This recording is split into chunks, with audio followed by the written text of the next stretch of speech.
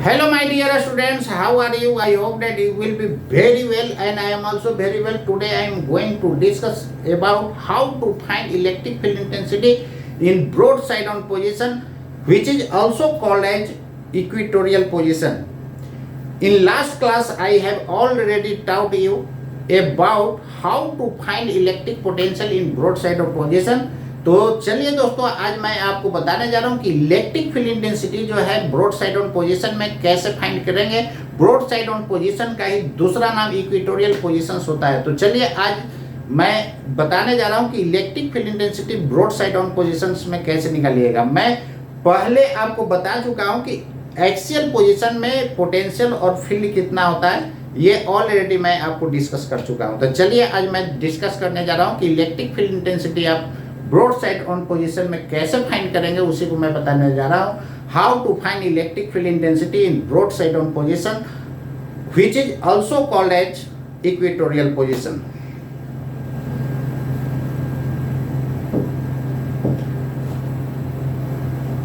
This is an electric dipole. ये दोस्तों negative charge, ये positive charge. Electric dipole moment का डायरेक्शन किधर से किधर होता है आपको तो पता ही है, नेगेटिव टू पॉजिटिव होता है। Separation between the charges 2a and O is the centre of the dipole.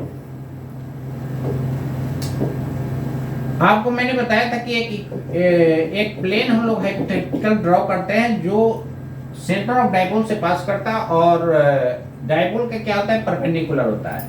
यही आपका क्या हो गया, ब्रॉड साइड ऑन पोजीशन हो गया। मान लीजिए कि यही P पॉइंट पर आपको क्या फाइंड करना है, इलेक्ट्रिक फील्ड इंटेंसिटी फाइंड करना है। तो उस P पॉइंट पर मैंने आपको बता चुका हूं ऑलरेडी कि जब भी कहीं भी इलेक्ट्रिक फील्ड इंटेंसिटी फाइंड करना हो, आप सीधे वहां यूनिट पॉजिटिव चार्ज ले जाइए और उस पर जितना फोर्स लगेगा वही आपका क्या हो जाएगा, इलेक्ट्रिक फील्ड इंटेंसिटी हो जाएगा। ये पहले मैं बताया था कि नहीं बताया था।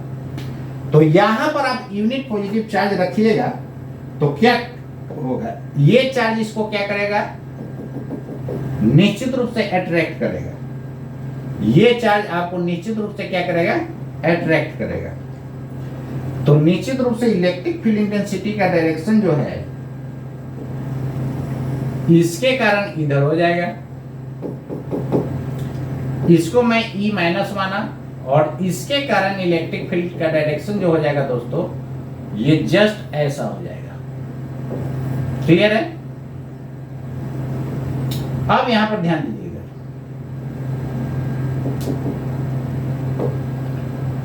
इसी के सीधी लाइन में अब ये हो गया पॉजिटिव चार्ज के कारण। किसके कारण हुआ है, E प्लस पॉजिटिव चार्ज के कारण। मान लीजिए कि ये एंगल थीटा है, तो निश्चित रूप से इसका दो कंपोनेंट कीजिएगा, एक इधर, तो ये E माइनस, और ध्यान दीजिए इधर, ये दोनों डिस्टेंस क्या है, सेम है और चार्ज का मैग्नीट्यूड सेम है। तो निश्चित रूप से E प्लस का मैग्नीट्यूड और E माइनस का मैग्नीट्यूड क्या हो जाएगा, सेम होगा। यानी electric field intensity due to positive charge will be equal to electric field intensity due to negative charge। ये डिस्टेंस आपका जो हो जाएगा, R डिस्टेंस पर आप फाइंड कर रहे थे, ये हाफ हो जाएगा A, तो ये हो जाएगा R square plus A square. ये भी डिस्टेंस उतना ही, तो निश्चित रूप से ये मैग्नीट्यूड क्या होगा, सेम होगा। तो इस मैग्नीट्यूड को मैं मान लिया क्या, E। क्लियर है ना? तो इसका कंपोनेंट इधर क्या हो जाएगा, बोलिए, E cos थीटा, और एक कंपोनेंट हो जाएगा इधर E sin थीटा। इसका कंपोनेंट तोड़िएगा तो ये एंगल निश्चित रूप से क्या हो जाएगा, थीटा हो जाएगा। क्यों थीटा होगा, क्योंकि देखिए जितना ये एंगल उतना ही ये एंगल होगा, नहीं तो ये सामने वाला एंगल थीटा हो जाएगा। तो इधर कंपोनेंट क्या लिखिएगा, E cos थीटा, और इधर E sin थीटा, तो डबल हो जाएगा। नहीं, अब इसको कंपोनेंट में हम दोस्तों तोड़ दिए, अब इसके बारे में सोचना नहीं है। अब इसको कंपोनेंट में तोड़ दिए, इसको कंपोनेंट में तोड़ दिए, अब यहाँ पर ध्यान दीजिए इधर, ये दोनों देखिए एक दूसरे को कैंसिल कर देगा, जितना नीचे उतना ही ऊपर है, तो ये दोनों एक दूसरे को क्या कर देगा, कैंसिल कर देगा। क्यों? क्योंकि दो वेक्टर का रिजल्टेंट जीरो तभी होता है जब इक्वल इन मैग्नीट्यूड होता है, अपोजिट इन डायरेक्शन होता है। तो ये दोनों अपोजिट इन डायरेक्शन है, मैग्नीट्यूड दोनों का क्या है दोस्तों, सेम है। तो निश्चित रूप से एक दूसरे को कैंसिल कर देगा, तो नेट फोर्स इधर ही होगा ना। और यही यूनिट पॉजिटिव चार्ज पर, यूनिट पॉजिटिव मतलब ऐसा यूनिट में 1 कूलम लेंगे, सीजीएस में 1 ESU लेंगे। तो यहाँ पर यूनिट पॉजिटिव चार्ज पर लगने वाला फोर्स को ही हम लोग क्या बोलते हैं, इलेक्ट्रिक फील्ड इंटेंसिटी बोलते हैं। तो यही आपका इलेक्ट्रिक फील्ड इंटेंसिटी हो गया। क्लियर है ना? तो नेट इलेक्ट्रिक फील्ड इंटेंसिटी क्या हो गया, E। तो E के जगह ऐसा कीजिए ना, इसको आप E डैश कर दीजिए, E डैश। तो इसको हम नेट इलेक्ट्रिक फील्ड इंटेंसिटी को क्या मान लिए, E मान लिए। तो 2E डैश cos थीटा। अब यहाँ पर वैल्यू पुट कर दीजिए, E डैश का वैल्यू क्या लिखिएगा, KQ divided by R square. तो R के जगह हो जाएगा root under whole square. cos theta यहाँ से क्या लिख सकते हैं, एंगल के सामने वाला परपेंडिकुलर होता है और ये बेस हो जाएगा। तो निश्चित रूप से R divided by root under R square plus A square. तो यहाँ से दोस्तों कितना हो जाएगा, 2 और K के जगह 1/4 पाई इप्सिलॉन नॉट और Q R divided by R square plus A square to the power 3/2। यही आपका नेट इलेक्ट्रिक फील्ड इंटेंसिटी हो जाएगा। तो सबसे पहले आप फिगर आप फाइंड कर बना लीजिएगा, उसके बाद जो है यहां से लिखिएगा और हेडिंग दे दीजिएगा कैलकुलेशन ऑफ इलेक्ट्रिक फील्ड या इलेक्ट्रिक फील्ड इंटेंसिटी बोलिए at equatorial position, also called as broadside on position. Equatorial position due to an electric dipole.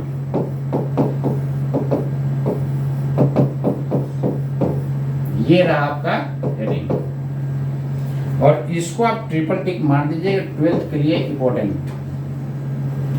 मैंने बताया था कि सिंगल टिक से ट्रिपल टिक जितना मैं मारूंगा उसी में से आपको 12th में पूछेगा, ये फिक्स है। यहां से दोस्तों E बराबर कितना हो जाएगा, this implies that 1/4 pi epsilon not 2QR और कितना हो जाएगा 2QR। ये ठीक था ना, यहां से तो ठीक ही था, सॉरी 2E sin थीटा था, एक सेकेंड, 2E sin थीटा था ना, sin थीटा। तो यहां से क्या लिख सकते हैं, एंगल के सामने वाला ये परपेंडिकुलर होता है, ये A हो गया। तो कितना हो जाएगा 2AQ। तो 2AQ के जगह P लिख सकते हैं, तो P/4 pi epsilon not into कितना हो जाएगा दोस्तों, ऐसे कीजिए 1/4 pi epsilon naught P divided by R square plus A square to the power 3/2। यही आपका इलेक्ट्रिक फील्ड इंटेंसिटी हो गया। क्लियर है? अब यहां पर ध्यान दीजिएगा, if R much greater than A, then R square plus A square को अप्रोक्सीमेटली क्या लिख सकते हैं, R स्क्वायर। तो यहां से E बराबर हो जाएगा 1/4 pi epsilon naught P divided by, ये देखिए ना R स्क्वायर, तो स्क्वायर स्क्वायर कैंसिल, तो ये R क्यूब आ जाएगा। ये आपका हो गया electric field intensity in broad side on position. यही जब डबल कर दिए थे 2P/R3, तो ये आया था एक्सियल पोजीशन में, उसी को हम लोग इन ऑन पोजीशन बोले थे। इसका मतलब क्या देख रहे हैं कि इन ऑन पोजीशन में इलेक्ट्रिक फील्ड इंटेंसिटी का वैल्यू जो होता है जस्ट डबल होता है ब्रॉड साइड से। 12th में आपको यहां तक ही लिखना है, इसके आगे मत लिखिएगा, ज़्यादा मार्क्स नहीं दे देगा, 5 मार्क्स में यानी कि 6 में ही बिठा देगा। ये पॉइंट आप एग्जामिनेशन पॉइंट ऑफ व्यू से आप माइंड में रखिएगा नीट और आईआईटी के लिए कि इन ऑन पोजीशन में electric field intensity broad side का क्या होता है, जस्ट डबल होता है। तो हम लोग क्या देखे थे, for in on position, in on position के लिए ई का वैल्यू जो होता है ई कर दे रहे हैं, E for in on position 1/4πε0 और 2p बाई क्या था, आर क्यू था। यही ब्रॉड साइड में क्या हो गया, for broad side on position also called as equatorial, broad side on position, क्या लिख सकते हैं,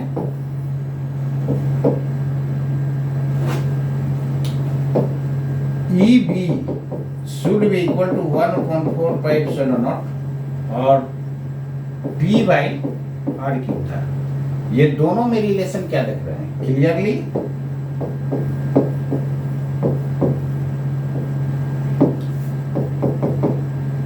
EE बराबर 2EB यानी ब्रॉड साइड का जस्ट क्या होता है, डबल होता है। ये याद रखना है, मोस्ट इंपोर्टेंट, इसको माइंड में रखना है, क्लियर है ना।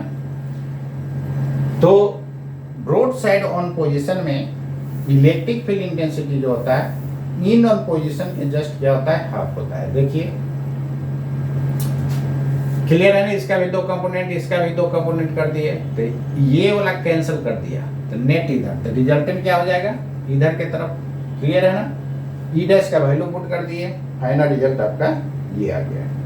और 2AQ बराबर P होता है, ये बात तो आप जानते ही हैं, 2AQ बराबर P।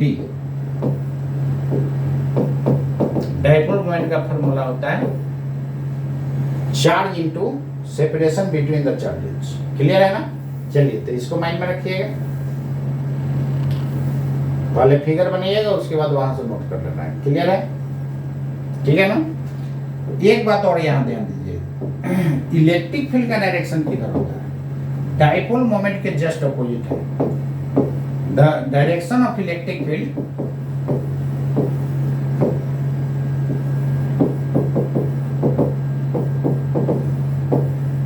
is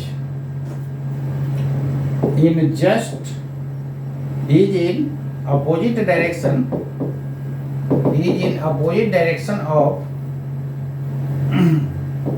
the direction of, क्या लिखे हैं, is in opposite direction of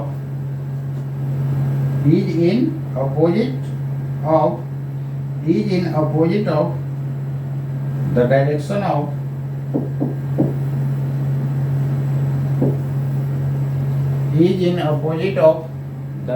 of electric dipole moment।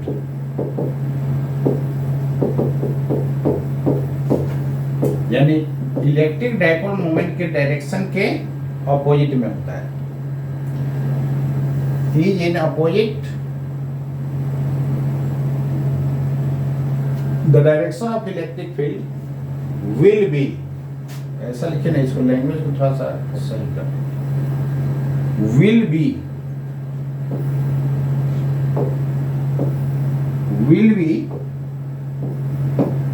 ये ज्यादा स्टैंडर्ड रहेगा, will be opposite to the direction of electric dipole moment, clear है ना, in broad side of position, in broad side on position, clear है ना। तो broad side में जो होता है इलेक्ट्रिक फील्ड का डायरेक्शन जो होता है दोस्तों, इलेक्ट्रिक डाइपोल मोमेंट का क्या होता है, अपोजिट होता है। लेकिन इन ऑन पोजीशन में सेम डायरेक्शन में होता है। The direction of electric field intensity,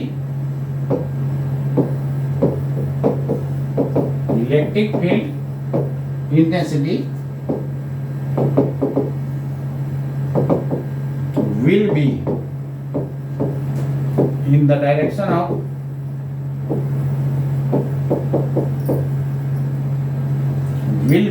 direction of dipole moment. यहाँ पर थोड़ा सा जोड़ दीजिए, electric field intensity in axial position will B, उसी को हम लोग एक्सियल पोजीशन या इनवर्ड पोजीशन बोलते हैं, will be in the direction of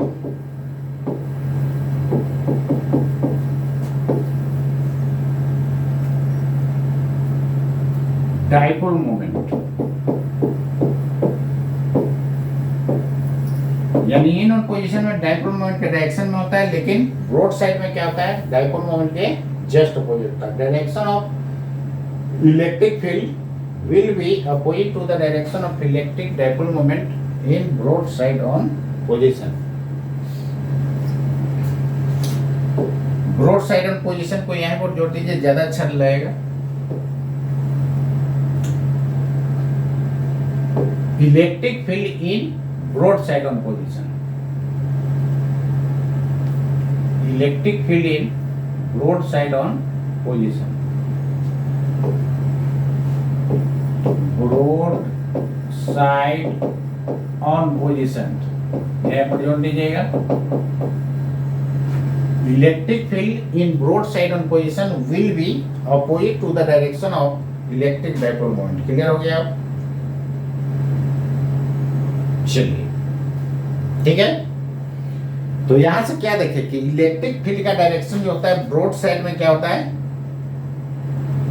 just opposite होता है डाइपोल मोमेंट का, लेकिन एक्सियल पोजीशन में इलेक्ट्रिक फील्ड का डायरेक्शन डाइपोल मोमेंट का डायरेक्शन में होता है। ये तो ऑलरेडी हम लोग देख चुके हैं। यहाँ पर दोस्तों इलेक्ट्रिक फील्ड का डायरेक्शन इधर होगा और डाइपोल मोमेंट का भी डायरेक्शन इधर होगा। क्यों? क्योंकि यहाँ पर देखिए, यहाँ पर निकालिएगा तो यूनिट पॉजिटिव चार्ज रखिएगा 1 कूलम का, तो ये क्या करेगा, ज्यादा रिपेल करेगा और ये कम अट्रैक्ट करेगा, तो नेट डायरेक्शन इधर हो जाएगा। इधर भी एक्सियल पोजीशन होता है, यहाँ पर यूनिट पॉजिटिव चार्ज रखिएगा तो क्या करेगा, ये अट्रैक्ट ज्यादा करेगा लेकिन रिपल्सन कम होगा क्योंकि दूरी ज्यादा है, तो नेट डायरेक्शन इधर हो जाएगा ना, इसलिए डाइपोल मोमेंट का डायरेक्शन में ही होगा। और यूनिट पॉजिटिव चार्ज पर लगने वाला फोर्स को हम लोग क्या बोलते हैं, इलेक्ट्रिक फील्ड बोलते हैं। तो चाहे आप इलेक्ट्रिक फील्ड यहाँ देखिए तो नेट इधर आएगा, या यहाँ पर देखिए नेट इधर आएगा। तो इलेक्ट्रिक फील्ड का डायरेक्शन जो होता है डाइपोल मोमेंट के डायरेक्शन में होता है। किसके डायरेक्शन में होता है, डाइपोल मोमेंट के डायरेक्शन में होता है। तो इन ऑन पोजीशन में डाइपोल मोमेंट के डायरेक्शन में होगा, लेकिन ब्रॉड साइड ऑन पोजीशन में क्या होता है दोस्तों, जस्ट अपोजिट होता है। तो अब याद रखना है electric field in on position में डायरेक्शन में होता है डाइपोल मोमेंट का, लेकिन ब्रॉड साइड में जस्ट अपोजिट होता है। क्लियर है ना? ब्रॉड साइड में जस्ट क्या होता है, अपोजिट होता है। और वैल्यू जो होता है ब्रॉड साइड में जो होता है इलेक्ट्रिक फील्ड का वैल्यू इन ऑन पोजीशन में जस्ट डबल होता है। इन ऑन पोजीशन में क्या होता है, जस्ट डबल होता है। तो ये दो बात याद रखना है कि इन ऑन पोजीशन में इलेक्ट्रिक फील्ड और डाइपोल मोमेंट का डायरेक्शन सेम होगा, और ब्रॉड साइड में इलेक्ट्रिक फील्ड और डाइपोल मोमेंट का डायरेक्शन अपोजिट होगा। और ब्रॉड साइड में जो इलेक्ट्रिक फील्ड का वैल्यू होगा दोस्तों वो इन ऑन पोजीशन के जस्ट हाफ होगा, या ऐसे बोल सकते हैं कि ब्रॉड साइड पोजीशन में जो इलेक्ट्रिक फील्ड होगा उसका जस्ट डबल किस में होता है, इन ऑन पोजीशन में होता है। तो इतना बात आपको दोस्तों याद रखना होगा। तो इसको हर हाल में आप रेडी कर जाइएगा, और 12th के लिए ये इम्पोर्टेंट है, इसलिए आप इसको रेडी कर जाइएगा।